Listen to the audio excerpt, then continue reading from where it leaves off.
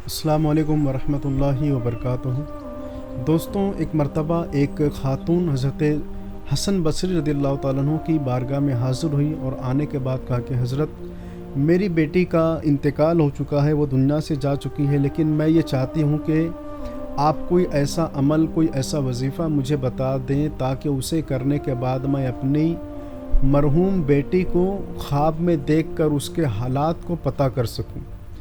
تو حضرت سیدنا حسن بصری رضی اللہ تعالیٰ عنہ نے اس خاتون سے کہا کہ اے خاتون، اپنے گھر جا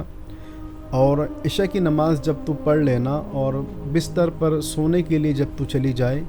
تو درود شریف کا ورد مسلسل کرتی رہے، مسلسل تو درود شریف پڑھتی رہنا حتیٰ کہ تجھے نیند آ جائے، تیری آنکھ بند ہو جائے۔ خاتون نے کہا کہ حضور بہت اچھا۔ گھر چلی گئی، عشاء کی نماز سے فارغ ہونے کے بعد جب بستر پر سونے کے لیے گئی تو حضرت حسن بصری کے بتائے ہوئے طریقے پر اس نے مسلسل درود پڑھنا شروع کیا، درود شریف کا ورد کرتی رہی اور اس کی آنکھ لگ گئی، اس کی آنکھ بند ہو گئی۔ تو خواب میں اس نے اپنی مرحوم بیٹی کو دیکھا تو کیا دیکھتی ہے کہ اس کی بیٹی کے اوپر جہنم کا عذاب نازل ہو رہا ہے، وہ عذاب کے اندر مبتلا ہے، بڑی تکلیف میں ہے اور اللہ کا عذاب اس پر مسلط کیا گیا۔ صبح بیدار ہوئی تو بڑی تکلیف ہوئی اور اس نے سوچا کہ میں نے خواب میں کیا دیکھ لیا کہ میری بچی اس قدر مشکل میں ہے، مصیبت میں ہے کہ اس پر جہنم کا عذاب مسلط کیا گیا ہے۔ پھر سے وہ حضرت سیدنا حسن بصری رضی اللہ تعالیٰ عنہ کی خانقاہ میں آئی اور آنے کے بعد جو ہے تو سارا قصہ بیان کیا کہ حضرت، میں نے اپنی بیٹی کو خواب میں دیکھا ہے لیکن اس کے اوپر تو عذاب مسلط ہے، تو میں کیا کروں کہ اس پر سے عذاب ٹل جائے۔ یہ دیکھ کر تو مجھ پر ایک غم کا پہاڑ ٹوٹ پڑا ہے کہ جس بیٹے کو میں نے بڑے ناز اور نخرے سے پالا تھا، بڑی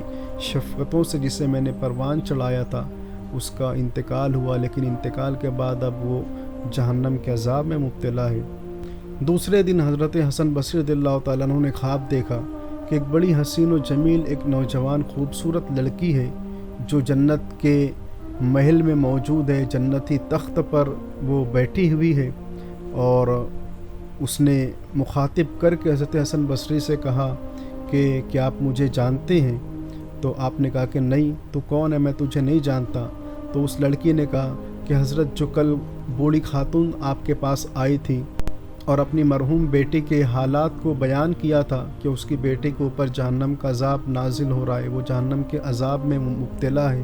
دراصل میں اسی بوڑھی خاتون کی بیٹی ہوں جس کا انتقال ہو چکا ہے۔ تو حضرت حسن بصری نے کہا کہ اس نے تو تیرا حال کچھ اور بیان کیا تھا، اس خاتون نے تو مجھ سے یہ کہا تھا کہ اس پر جہنم کا عذاب نازل ہو رہا ہے، لیکن میں تو تجھے بڑے سکون میں، بڑے چین میں اور جنت کے باغوں میں، جنت کے محلات میں دیکھ رہا ہوں۔ تو اس لڑکی نے کہا کہ ہاں، کل تک ضرور ہم پر جہنم کا عذاب مسلط تھا، لیکن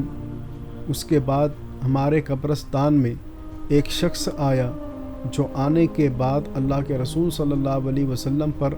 درود پڑھتا تھا۔ قبرستان پہنچ کر وہ کچھ اور نہیں کرتا بلکہ وہ مسلسل آقا نامدار مدینے کے تاجدار صلی اللہ علیہ وسلم پر درود پڑھتا تھا، اور درود پڑھنے کے بعد اس نے اس قبرستان کے اندر جتنے اہل ایمان مردے دفن تھے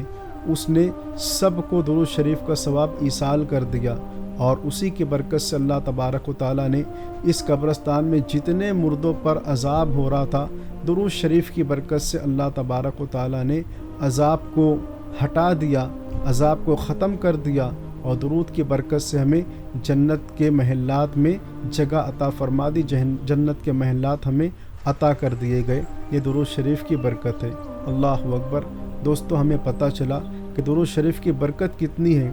کہ بندہ زمین پر پڑھتا ہے